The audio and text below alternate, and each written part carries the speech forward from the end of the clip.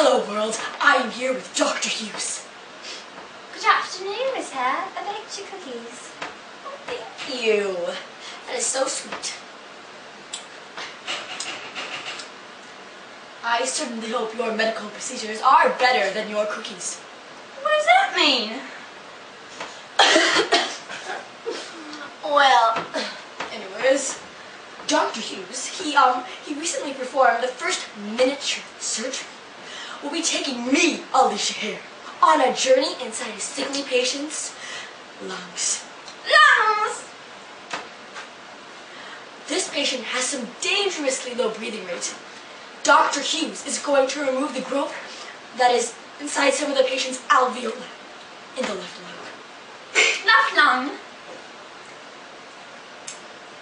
Do the shrink machine? No, let me redo that one.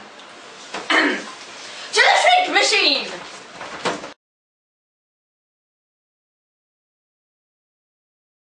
Well, we are back from our journey. But we can't show you the footage because somebody deleted it. Yes, that's right. Someone deleted it. But we still have the audio. Well, that's certainly true, Miss Hare. So, play the audio! Wait, no. Let me do it again. Play the audio! Oh, wait. We're in the nose! You're currently standing on the cilia! Where else could we be? I don't really think I should answer that. I suppose we should make our way to the back of the nasal cavity. It's certainly windy in here. Indeed, it is. That is because the patient is breathing out carbon dioxide. This is called expiration. Now the patient is inhaling, a process in which oxygen enters the lungs. This is called inspiration. Oh, exciting. Yeah.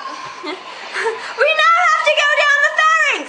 Make sure to move to the right side when you're jumping, or else you'll fall in the digestive system. We want to stay in the respiratory system. Is that even safe? Nope, but we're going to try it anyways. Mommy. 1, 2, 3, jump!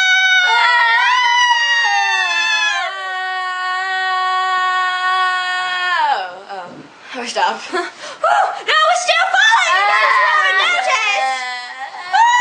We are now falling down the trachea! What? Oh yeah. See those rings? Yeah, we. They are made up of cartilage! We'll be landing soon! Brace for impact! What? Woo! We are now at the base of the trachea, where the two bronchi split. Directly below where we are standing, our chest cavity, in which contains the diaphragm. The diaphragm is a thick layer of muscle. Oh, where do we go now? We must travel through the bronchus to the left. That is the one that contains the growth. I see. Let's walk.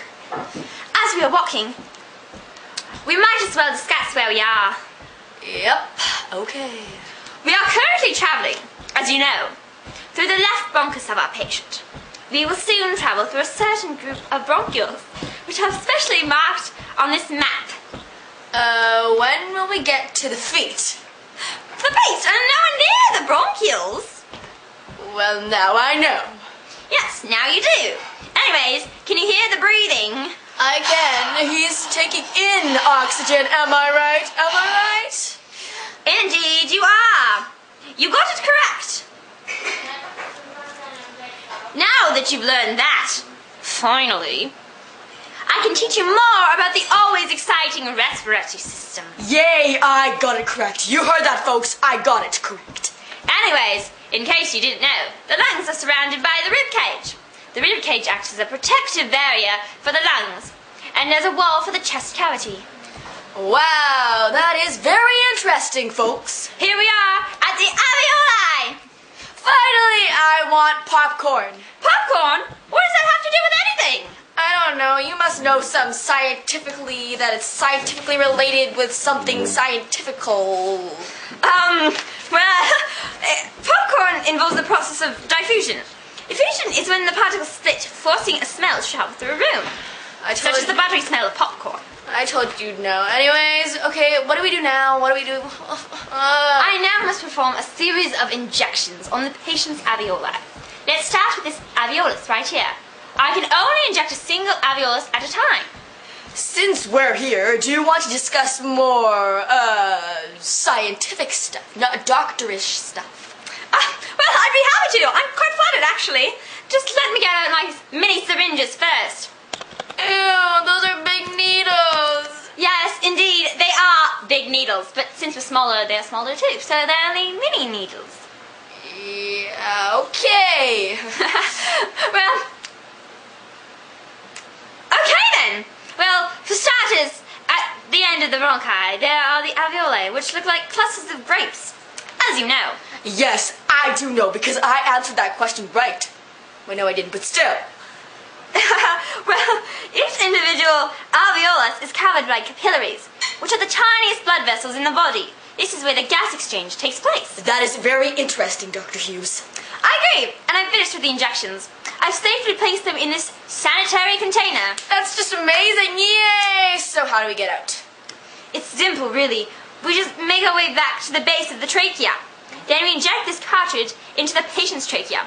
It will send a message to the brain, evoking a sneeze. And if it doesn't work? I've got a miniature mountain climbing gear. Well, okay then. Do y'all thing, doctor. Okay, just a second. It's injected. Just wait. 1, 2, oh, I can hear them. Achoo! Hello there, I am Mrs. Richards, and we are happy to report the patient that Dr. Hughes has saved has been saved. In other news, a doctor has poisoned a local news reporter with her cookies. Good night, folks.